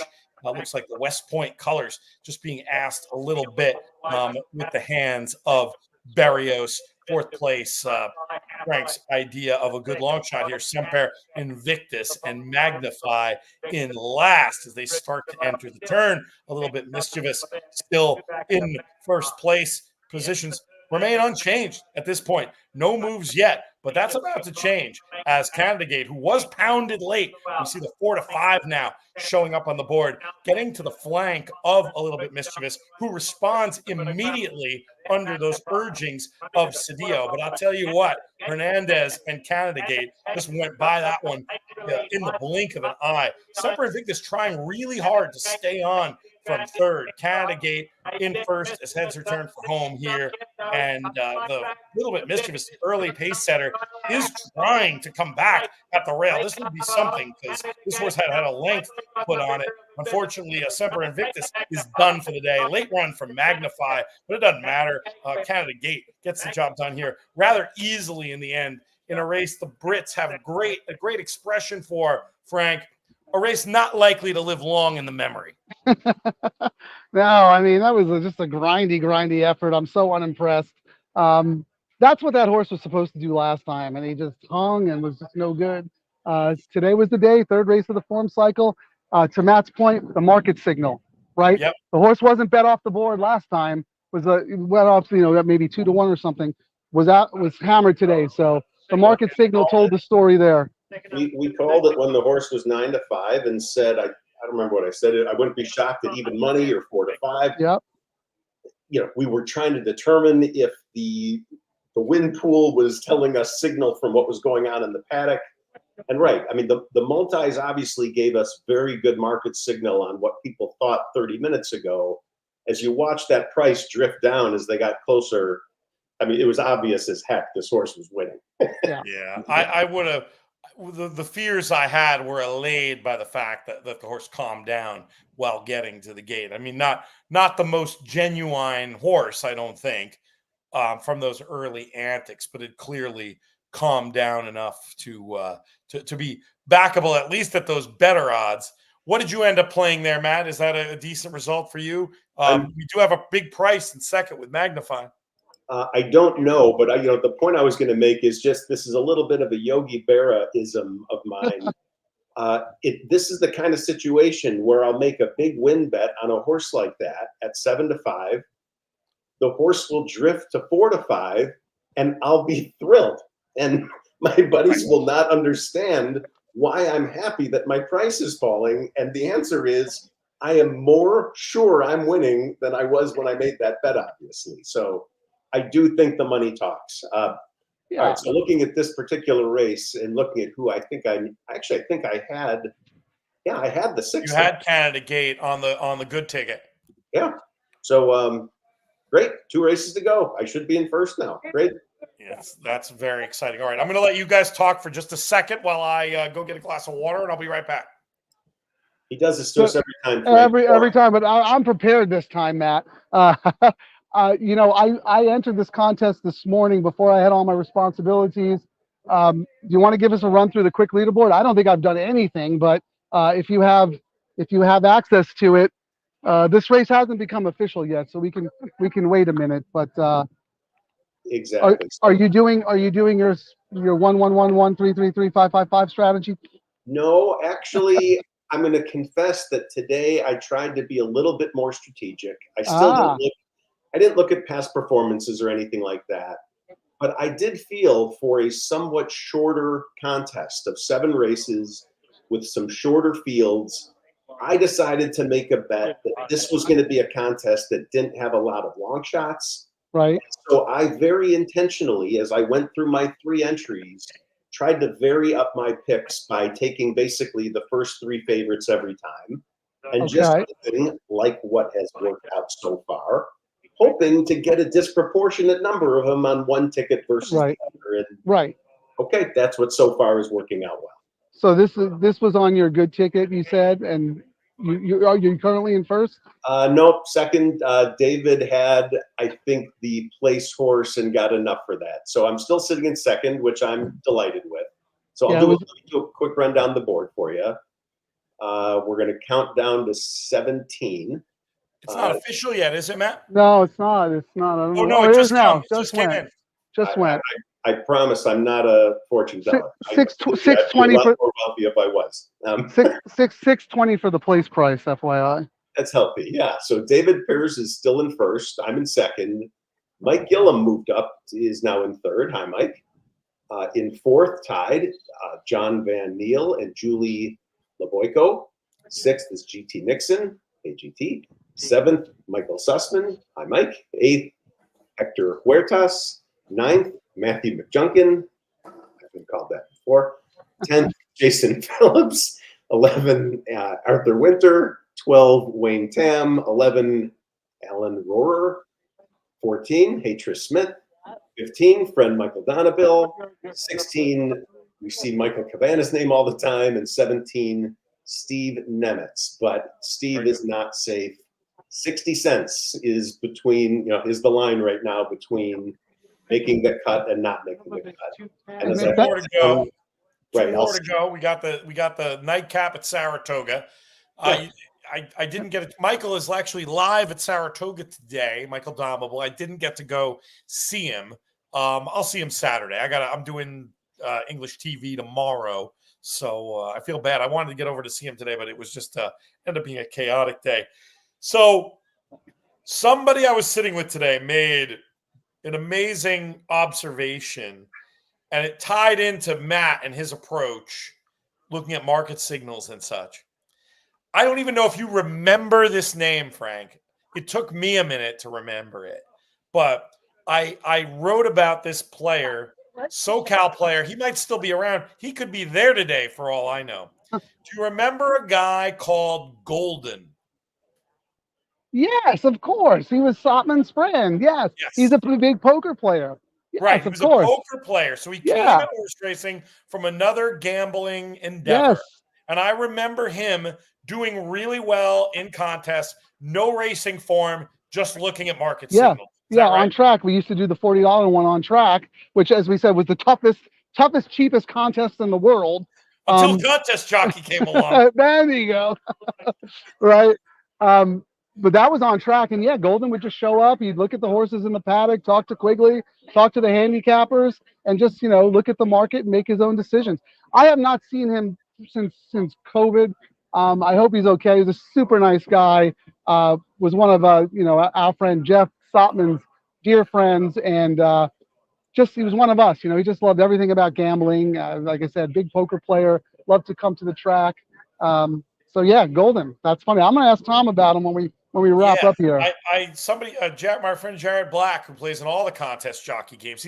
Jared is actually tied for the winning most contest jockey player in our beta games. Well, he and Mike Novak, the founder, each have 6 wins. Okay. We need to clarify. I don't think the raw number of wins is a fair. I mean, it's got to be percentage or something like that. Well, if that's the case, you might be looking at number 1 right here, because I've won 4 of the things and I haven't played that much. I agree. You might. I mean, I think I'm up there too, percentage-wise. But I mean, they've had an awful lot of at-bats. I want to make a joke at the direct expense of one of our dearest friends, Marshall Graham, just so people can understand just how challenging this format is. Marshall has had far more success in the BCBC than at Contest Jockey. That's remarkable when you think about it. Well, for 40 now, it is really, really hard. It's the level of strategy required. It's just a totally different kind of game, and it's crazy. It really makes you nuts towards the end with all the game theory. It's a lot of fun. It's fun. Well, it brings in a lot of those poker elements. Who's that? That's Golden. I found his Twitter feed, Ron, and he tweeted as of like July 12th. So hopefully all things are good with him. So haven't seen him at the track in a while, but why did we call him Golden, Frank? Because he had everything he touched turned to gold. He was one of those guys who just had luck on his side. But I don't know anybody like that. Yeah.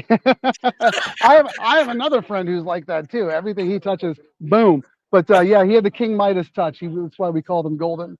Oh, that's great. That's very fun. All right, Will, 2 things. One, just a good joke. So, Matt, I made the same observation when Novak and Jared were arguing about.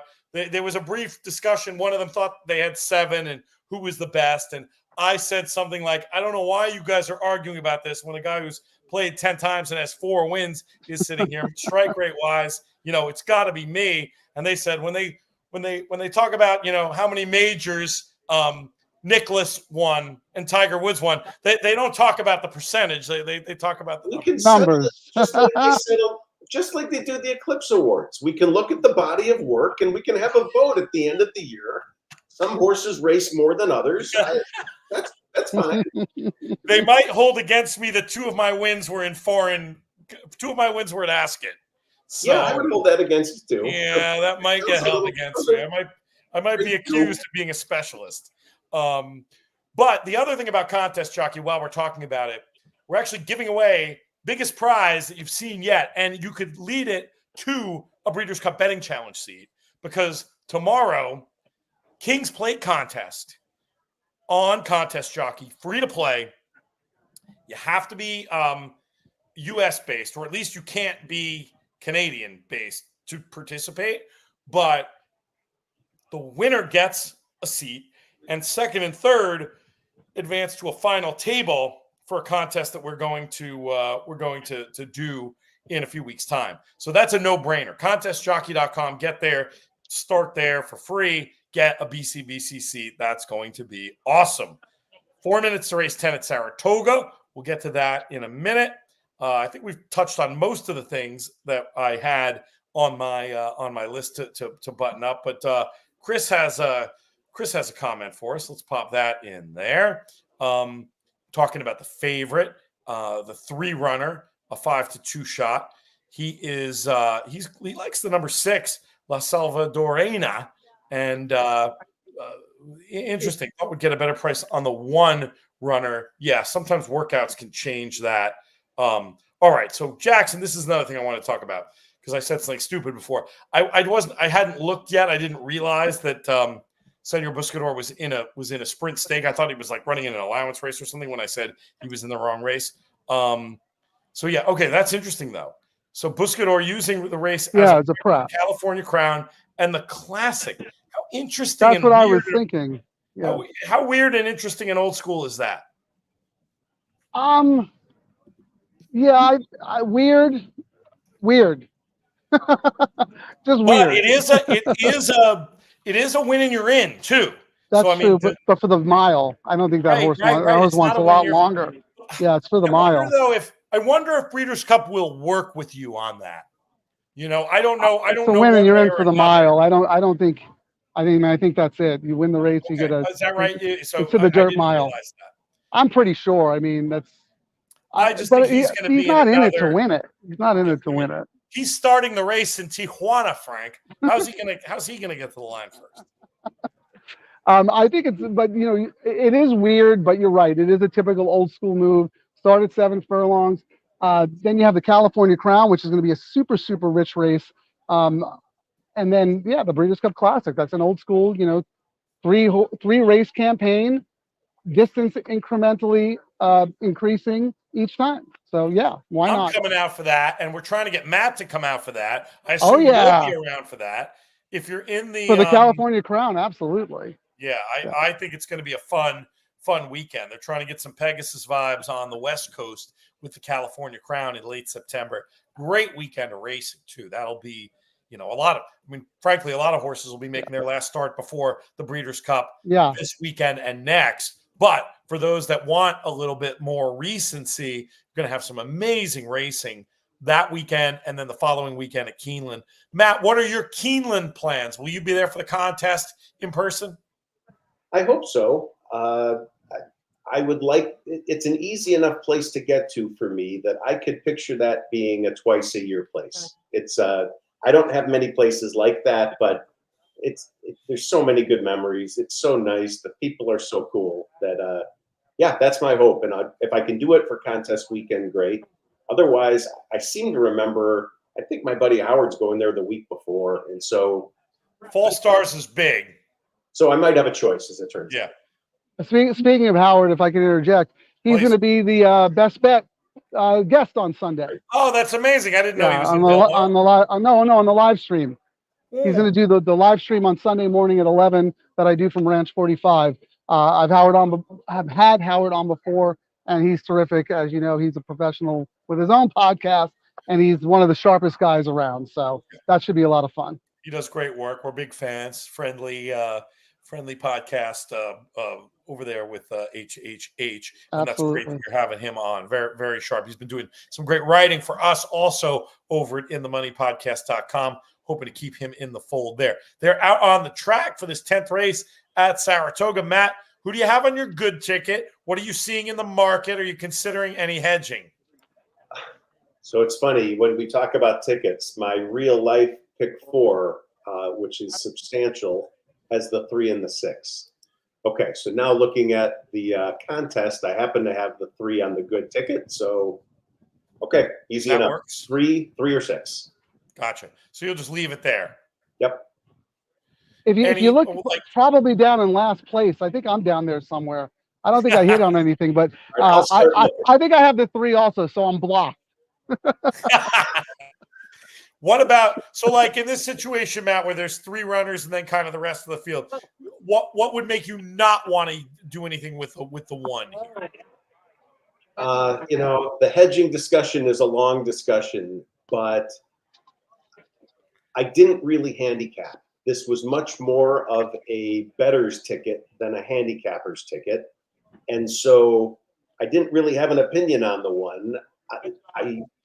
The ticket I constructed, I felt good about the 2 horses that I had taken. And maybe if I was sitting right next to a betting window, I'd probably yell over real quick, give me, X bucks on the 1 to win just to cover myself. But in general, I don't believe in hedging unless something has changed. And nothing's really changed. I mean, at least based on the theory I had when I made the bet, nothing's changed from that. And so maybe another reason to hedge would be if the amount was so gigantic that it's just so irresponsible to do nothing, but that's not really the case. So yeah, I'll sit here and watch and hope that my initial guesses of 3 or 6 are right. All right, let's see. They're about to pop in the nightcap at Saratoga. I'm on Saturday's card, so it's going to take me a minute. Looked like the 8 runner didn't break great out there, sort of marooned in the middle of the track. The 2 goes right to the lead. That horse is Precisely. That's interesting. I'm seeing this very differently than the chicklets on the screen, but we're not going to worry about them. Blackfoot Daisy, head up and down, bobbing around, not looking super comfortable, but in second place. I would imagine the rider will, Johnny is going to give that one its head and just get in that classic John Velasquez position right now in those Wesley Ward silks, just right at the throat latch of Precisely. The 6 runner is that La Salvadorena, whom we spoke about. Is that the La Penta silks now, making a big run down the center here, 5.5 furlongs, but the 2 still in position. That's Precisely. And finally now La Salvadorena leveling off and looks like going to take some big beating from here. The 8, who is out too late. Funny name for a horse that was in the pack and then produced out, maybe a little bit too late for the win, but not too late for the place for the Maker Vasquez combination at 17-1. But the winner, La Salvadorena, and no, that was the Alonso Racing silks, I believe, for that one. Good pick by Chris in the comments. Looked like about 5-2 in the end on that one. So yeah, one of the 2 that you had mentioned, Matt, gets the job done. So I need to go back and listen to that, because I'm pretty sure that was one of the worst race calls I've ever heard. It was horrible. I thought I lost, and now because my video is on delay from what you're saying. And I'm looking on the video, and I'm like, the 6 looks great. What's he talking about? What did I say? I don't even remember. I was just giving you my honest assessment. I mean, I can't remember a single word I said during that. I thought I lost. That's amazing. That's very funny. But I will say, Pete, your race call of the Del Mar race was fantastic. I think you practiced that because you knew the names. You were calling them by names. You had a really, really good job. But I agree with Matt. That last one was awful. I talked to Miramati last week. Actually, it was on Thursday night. I saw him, and I was explaining about because we had that great question about why not the numbers, and he was just very derisive about the whole number thing. And so I decided this week I actually have a monitor and was going to look at the names. I don't remember what I said. I mean, to me, there was no difference between the 2 calls. I feel like I saw the run of the 8, so I feel good about that. But I don't remember what negative I said about La Salvadorena. I just would have expected more of a definitive, like, okay, and that's your winner, and let's talk about the rest now. And yeah. I mean, it's hard. It's a hard business. There's no doubt about it. But I'm having fun. We're trying to make the best of not having the videos. But yeah, that one. It would be a great karaoke night amongst buddies, honestly, if you just put races on mute and made each other try to call races with effort to see how bad we all are. I mean, it's so hard. It's really hard. So hard. Michelle Yu, though, does a fantastic job when she's on with us. We got to get her before the season's over. She's been a highlight of HorsePlayers Happy Hour since the first year. 1 year doing it literally from the gutter in Saratoga on Caroline Street. That was something. We'll get her back in action here before too long. I have a funny story about Michelle if you have 2 minutes. Of course. I'll tell you how many minutes we have. We have 9 minutes before the last race at Del Mar. I love Michelle so much. I think she's so good and such a hard worker. And I love her because she always gives me business. She always gives me the business. If she likes you, she gives you the business. She gives you the business. There's probably something wrong with you. Yes, she gives me the business like nothing else. And then whenever I have her on my show, we go head to head. She beats me, and I got to hear about it. So last summer, we had her on the show.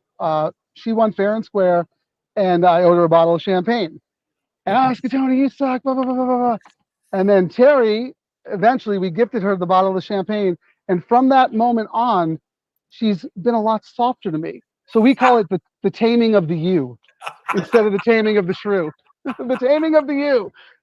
she still gives me business, but she does it just a little more delicately. A little more lovingly after you give her that bottle with the yellow label that she likes. Exactly. So I love her. If Breeders' Cup has a champagne sponsor, so we'll leave it kind of subtle. But yeah, that's definitely the one. All right, 8 minutes to race 4 at Del Mar. That's our last race in this contest. We will have a leaderboard update. Yeah, what's it look like? Matt Miller do it again because he did such a good job last time, and no good deed here goes unpunished. No, I'm happy to, and I'm psyched looking at the names. So NHC champ Mike Gillum has pulled into the lead. Mike. Julie Leboyko second, Jason Phillips third, Steve Nemitz, David Piers has fallen to just fifth, not too bad. I've fallen to sixth, not too bad. Stu Cantor, Matt Letexier, I think is how you said that last time. That's my best guess. Matthew McJunkin, I'll make that joke every time. Brad Anderson up to 10th.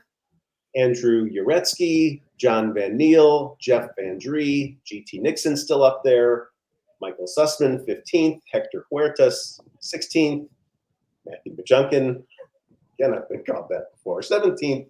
And then Bubble Boy, just on the outside, is entry number 2 of mine. So interesting, and that's a great position to be in, Matt, because at 3-1, that'll put you up there into a tour point winning place potentially if that horse wins, won't it?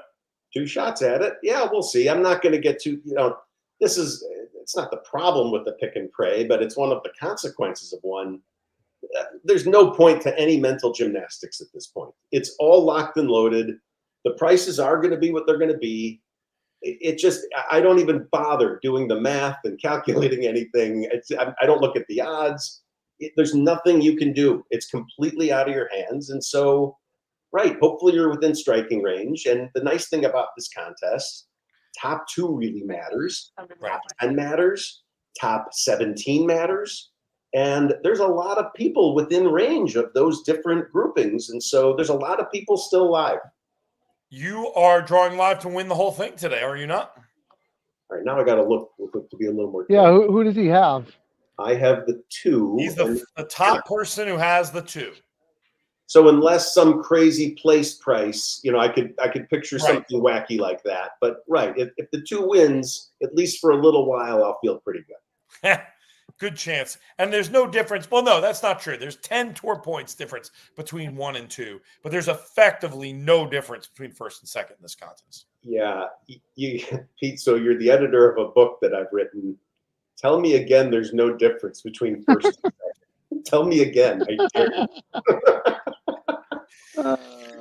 Well, Matt is a big believer in the emotional value of coming out on top, and we've seen some aggressive play in various formats for that. But this is one where if you could lay up for second, I mean, you'd almost have it's not really possible, but theoretically, if you could lay up for second when the difference is 10 tour points, of course. But given that you can't, let the competitive juices still flow. I still want to win. If it ends up being second, great. I mean, certainly no complaints with that. But I care. What's the last tournament you laid up at the end in? I did that. Really? I was going to say I thought that one happened on the 12th. I did it 2 times. Career. but I did it 2 times.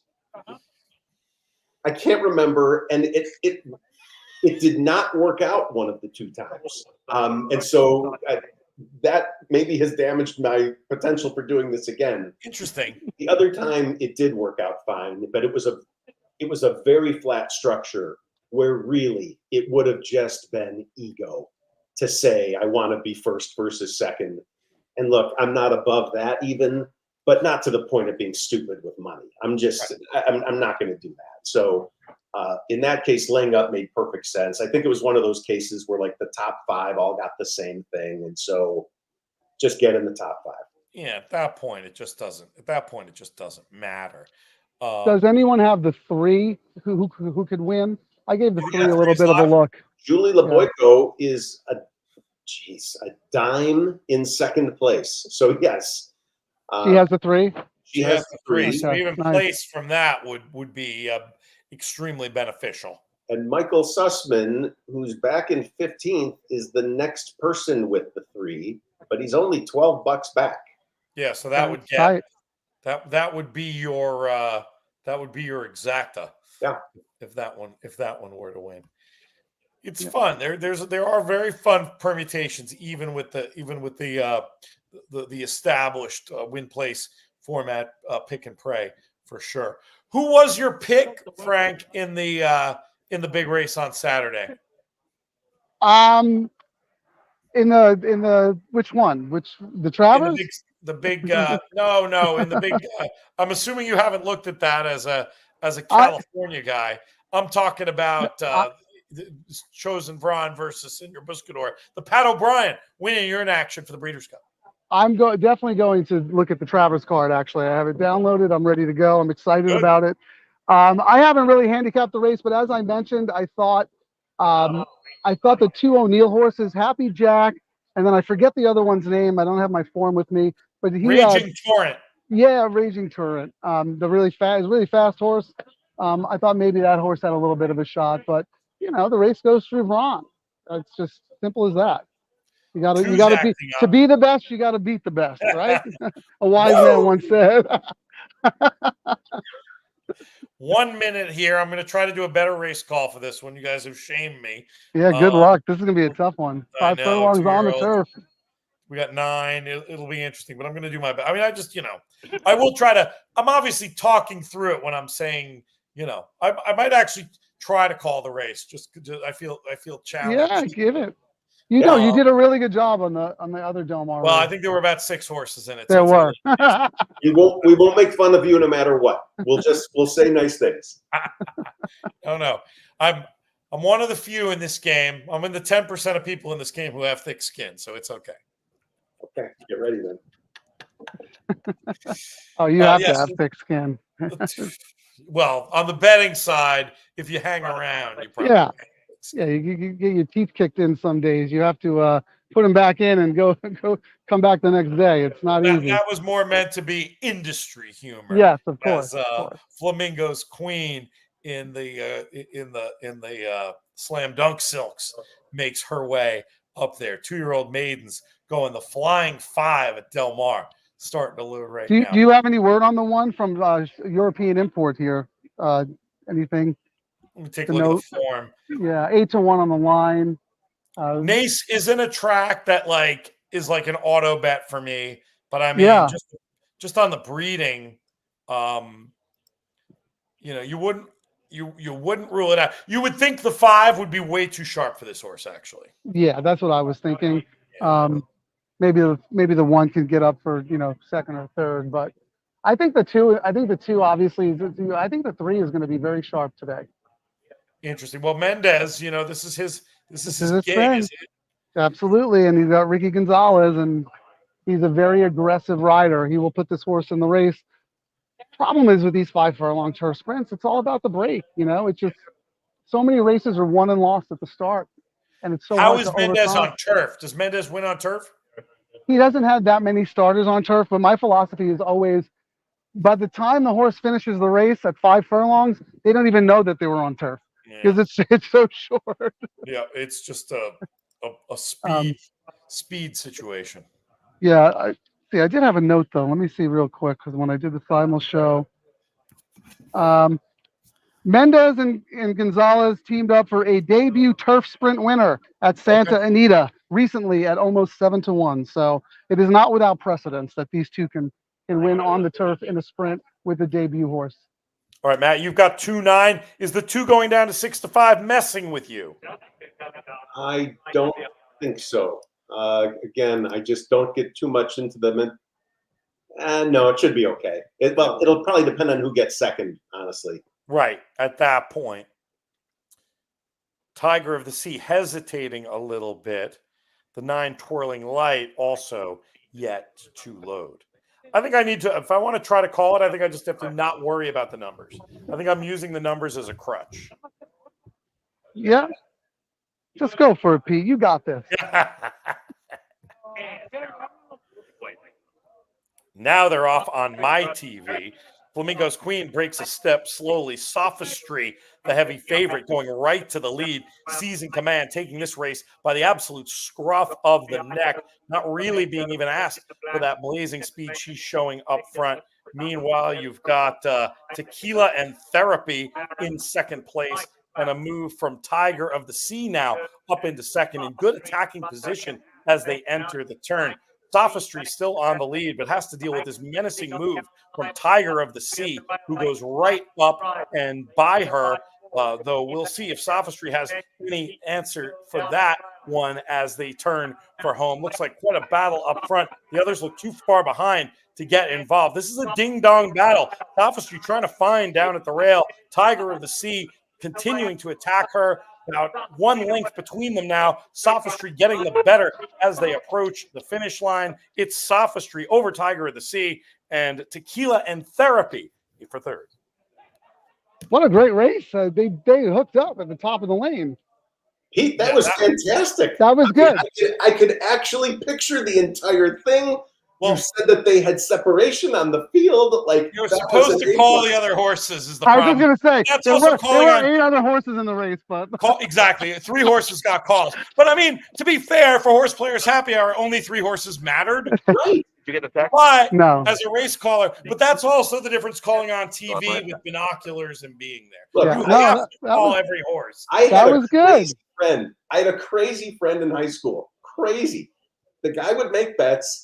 He would stand right next to me while the race was going off with his hands over his eyes, telling me, tell me what's happening.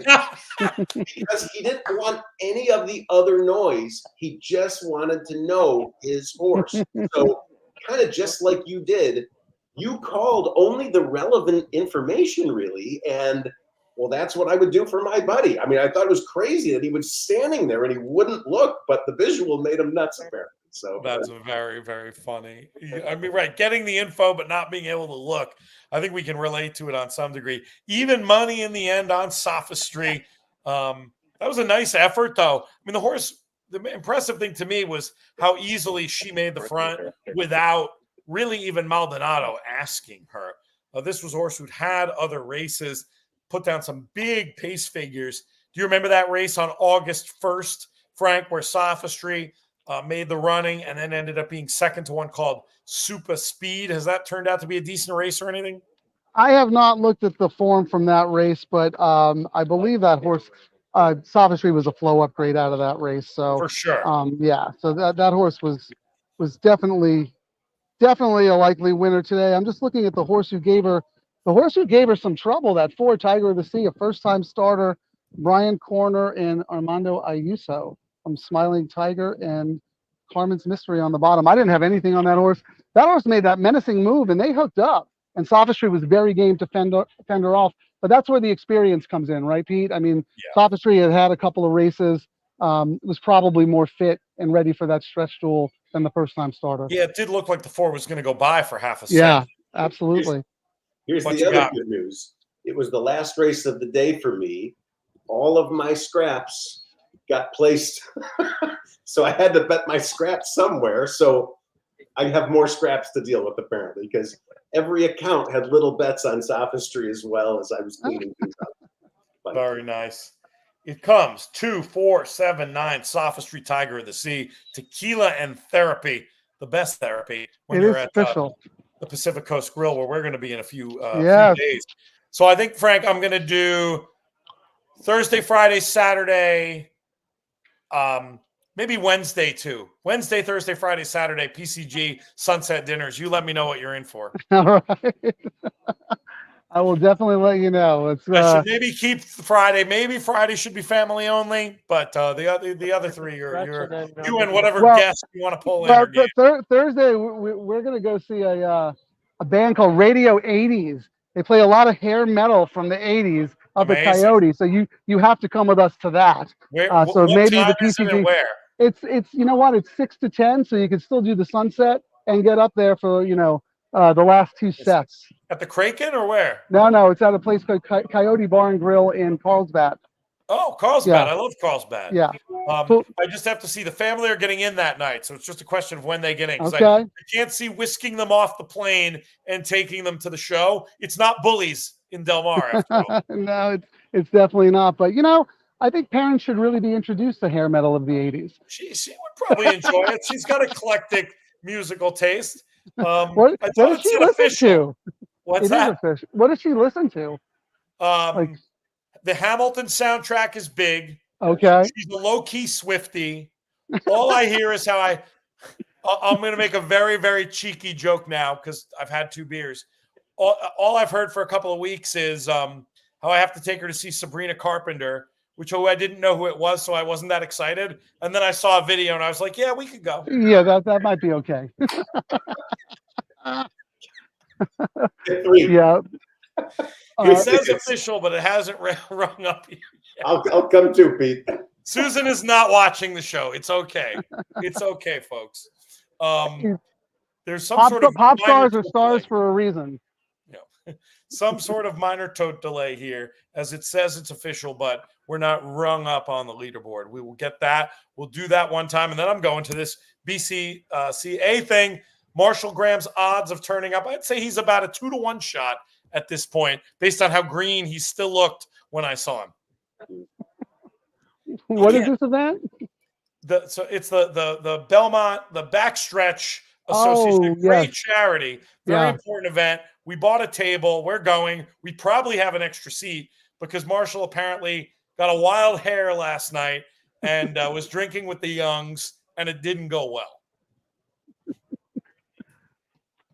Well, hair of the dog. Well, hair of the dog. It's off the street. So, 520 for Tiger of the Sea. You go ahead, Frank, and then we'll have Matt do our final leaderboard update. Oh yeah, I would, and I'd love the opportunity for the flex because I can't. This has got to be a first in your show's history that the guy doing the rundown of the leaderboard gets to say, hey.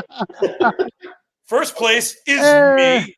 First place is me. So by $1.50, Stu Cantor also hit that 2-horse, so he joined me in second. That's a rough beat for Mike Gillum, who was leading going into that race and obviously finishes third.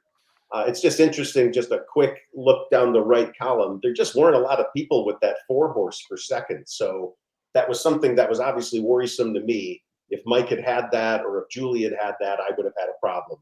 All right, I'll keep going. So Mike third, Julie LeBoyko, whose name we've said all afternoon, hung on for fourth. Hey, Bob, how you doing? All right.